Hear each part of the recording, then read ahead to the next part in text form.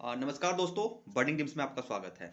इस वीडियो में हम बात करने वाले हैं सर्विस बेस्ड कंपनी किसको कहते हैं और उसमें कैसे जाया जाता है। अभी पिछले वीडियो में मैंने बताया था इन्फोसिस के बारे में और उसको मैं थोड़ा सा और अच्छे से एक्सप्लेन करूंगा। पिछला वीडियो आपका था इन्फोसिस के रिगार्डिंग और मैं चाह रहा हूँ कि इस वीडियो को और लॉन्ग करूँ, इन डेप्थ बताऊँ कि कैसे जाया जाता है सर्विस बेस्ड में और कैसे जाया जाता है प्रोडक्ट बेस्ड में। मैं ट्राई करूंगा कि कुछ लोगों को कलेक्ट करने का, सबके पास टाइम कम होते हैं तो इसलिए थोड़ा सा मुश्किल हो, तो ओके हो जाएगा, टेंशन नहीं लेना, हो जाएगा। अभी मैं बात कर रहा हूँ कि सर्विस बेस्ड कंपनी में कैसे जॉब मिलती है और लोग कैसे जाते हैं सर्विस बेस्ड कंपनी में। पहले समझ लेते हैं कि सर्विस बेस्ड कंपनी क्या होती है।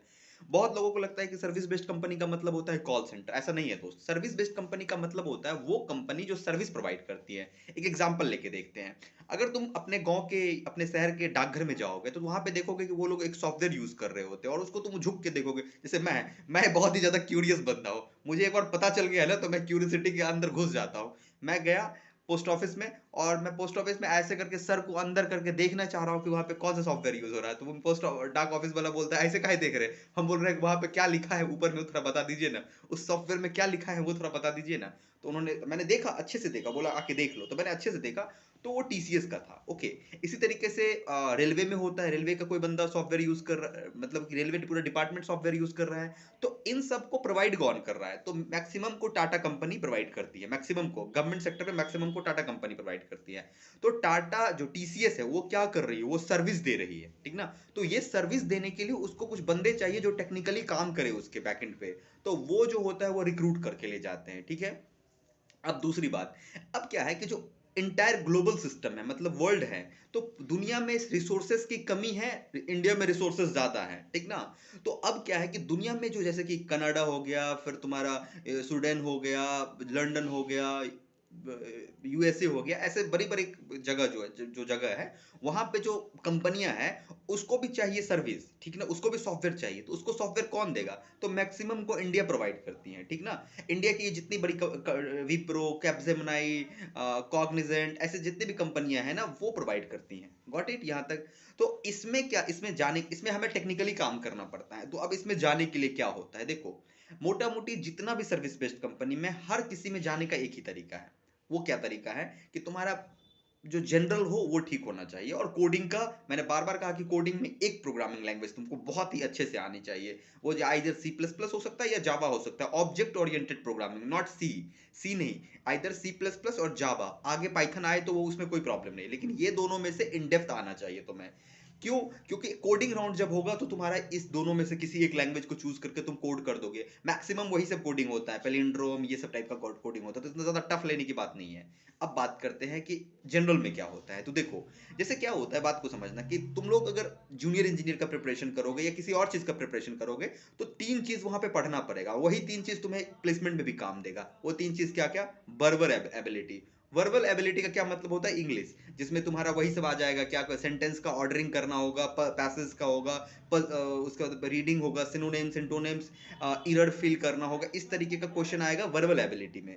तो वर्बल एबिलिटी को क्लियर रखना है, ठीक है। अब इसके लिए तुम्हें 3 साल पढ़ने की जरूरत नहीं है। तुम एसएससी सीजीएल की तैयारी नहीं कर रहे हो कि इंग्लिश को इन डेप्थ पढ़ रहे हो, ठीक है। तुम एक जनरल इंग्लिश जो पढ़े, जो कि तुम्हारे जेई लेवल के एग्जाम में भी मदद आएगा, उसको कवर अप करना है। ओके, उसके बाद ये हो गया तुम्हारा वर्बल एबिलिटी, मतलब इंग्लिश। दूसरा सेक्शन रीजनिंग। रीजनिंग तो पता ही है क्या क्या नंबर कैसे होता है, अरेंज होता है, फिर ब्लड होता है, कोडिंग, डिकोडिंग, ये वाला जो होता है रीजनिंग, ये तुम्हें काम देगा अपने कॉम्पिटिटिव एग्जाम में। जो तुम जेई का एग्जाम दोगे कोई सा भी, उसमें काम देगा, उसमें भी काम देगा। तो दोनों को पैरेलली तैयार करना, अभी से तैयार कर लेना और फाइनल ईयर में इसको बस एक बार ब्रशअप करना है, ठीक ना। उसके बाद जो अगला होता है वो हमारा वही एप्टीट्यूड, मतलब न्यूमेरिकल हो जाता है। न्यूमेरिकल में क्या आता है? वही मैथ का जो रेशियो होता है, 9 1 9 इतना, एक नल का टंकी खोले दूसरा बंद कर दिए। अबे यार क्या कर रहे हैं, मुझे तो समझ में नहीं आता था। जब मैं पढ़ा था मुझे समझ, अबे भाई अगर टंकी बंद करने का जरूरत क्या है, दोनों टंकी खोल दो, ठीक है। But this is joke, okay. तो बस ऐसा था। तो अब ये हो गया तुम्हारा। और लास्ट सेक्शन जिसको हम लोग कहते हैं प्रोग्रामिंग। ओके, प्रोग्रामिंग में भी दो सेक्शन होते हैं, ठीक ना। एक, कुछ कुछ कंपनी क्या करती है, कोडिंग राउंड करती है, ठीक ना। और कुछ कुछ कंपनी क्या करती है, सूडो कोड करती है, ठीक ना। कोडिंग राउंड अगर कोई कंपनी करेगी उसमें क्या होगा कि तुम्हें एक दो दो क्वेश्चन रहेगा, दो या तीन क्वेश्चन रहेगा जिसको तुम्हें कोड करना है किसी भी लैंग्वेज में। आइदर सी प्लस प्लस, जावा तुम प्रीफर करोगे, तुम्हें दिया नहीं जाएगा, तुम प्रीफर करोगे कि या सी प्लस प्लस या जावा में तुम कर सकते हो, ठीक है। वो हुआ। तो अगर कोड करके तुम जाते हो, मतलब वो कोडिंग देगा और उसको क्रैक करके जाते हो, तुम्हारा पैकेज कुछ और होगा, ठीक ना। फिर दूसरा क्या होता है सूडो कोड। सूडो कोड में क्या मतलब क्या होता है, मैं एक सेपरेट वीडियो ले आऊंगा कि सूडो कोड क्या होता है, ठीक है ना। सूडो कोड में क्या होता है कि तुम्हें एक स्टेटमेंट दिया रहेगा कि ऐसा ऐसा हुआ, मतलब कि इंट ये है, a इज इक्वल टू इतना, b इज इक्वल टू इतना, a plus B is equal to C, तो बताइए कि c वाले वेरिएबल में क्या होगा। तो तुम इसको कॉपी पे सवाल को सॉल्व करोगे, इस प्रोग्राम को कॉपी पे सॉल्व करोगे और जो आंसर आएगा उसको टिक करना है, कोड नहीं करना है, ठीक ना। तो ये एज कंपेयर टू आसान होता है। तो अगर तुम किसी भी बैकग्राउंड से हो, या तुम सिविल से हो, मैकेनिकल से हो, ट्रिपल ई से हो, डबल ई से हो, ईसीई से हो, कंप्यूटर साइंस से हो, किसी भी बैकग्राउंड से हो, तो तुम ये कर सकते हो, इतना बड़ा टफ टास्क नहीं है। ये हो गया। अब बात करते, इतना कर लोगे उसके बाद तुम्हारा इंटरव्यू राउंड होगा। इंटरव्यू में कुछ भी नहीं होता, वही टेक्निकली कुछ कुछ पूछा जाता है। जो एक बार क्रैक कर लिया ना, बोलने के लिए आता है, तो इंटरव्यू उसका निकल जाएगा, कोई बहुत बड़ा टफ टास्क नहीं होता इंटरव्यू में। अब बात करते हैं, अगर तुमको एक अच्छा नौकरी चाहिए, सर्विस बेस्ड कंपनी में भी दो तरह की होती है। एक होता है कि एक जो जनरल पैकेज होता है, अगर तुमने मान लेते कुछ नहीं पढ़ा है, तुमने 2-3 साल कुछ नहीं पढ़ाई किया है, अब लास्ट ईयर में आके तुमने ठीक ठाक से पढ़ लिया है, तो तुम्हें तुम्हारा जॉब तो लग ही जाएगा, ये क्लियर है, जॉब लग जाएगा। लेकिन तुमको अगर हायर पैकेज पे जॉब चाहिए, तो उसके लिए तुम्हें डीएस एल्गो को अभी से करना स्टार्ट कर देना है। डीएस एल्गो और कोडिंग, मैंने 3 चीज कहा कि डीएस एल्गो और कोडिंग, तुम कोई सा भी प्रोग्रामिंग बचो, कोई मतलब नहीं है, लेकिन डीएस एल्गो और एक प्रोग्रामिंग लैंग्वेज को स्ट्रॉन्ग करो, ठीक है। ये होता है सर्विस बेस्ड में जाने का एक तरीका, ठीक है। गाइस, अगर इसमें कोई प्रॉब्लम होगा तो तुम कमेंट सेक्शन में प्रॉब्लम करना। होप कि वीडियो में तुम्हें कुछ क्लियर हुआ होगा। अपने एप्टीट्यूड, अपने मैथ और रीजनिंग, उसके साथ साथ इंग्लिश पे फोकस करो। कोडिंग राउंड के लिए तुम्हें तैयार रहना पड़ेगा। कोडिंग राउंड के लिए किसी भी एक लैंग्वेज को प्रीफर करो और उसमें बेसिक अंडरस्टैंडिंग करके आराम से रहो, फाइनल ईयर में हो जाएगा। Thank you guys.